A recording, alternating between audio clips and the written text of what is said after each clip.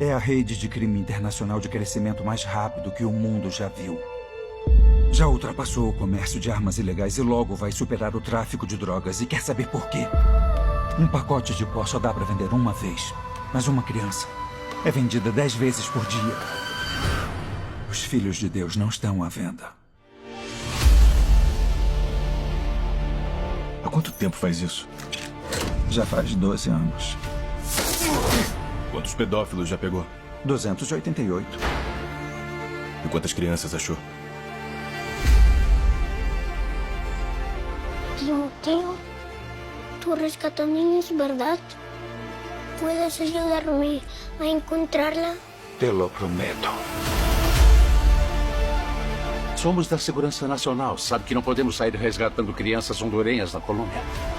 Quer dizer que ela vai desaparecer para sempre. Imagina a gente entrar no quarto dela agora e ver a cama vazia. O que a gente faria? Pede demissão e vai resgatar essas crianças. Nesse momento, ela pode estar a um quarteirão ou pode estar em Moscou, Bangkok, Los Angeles. É uma operadora. É tudo território rebelde. Ninguém entra. Nem o exército, nem a polícia, nem nós. E se fosse sua filha?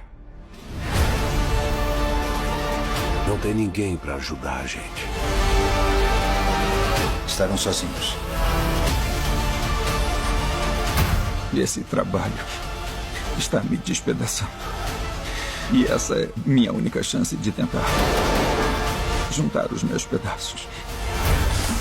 Quando Deus te fala o que fazer,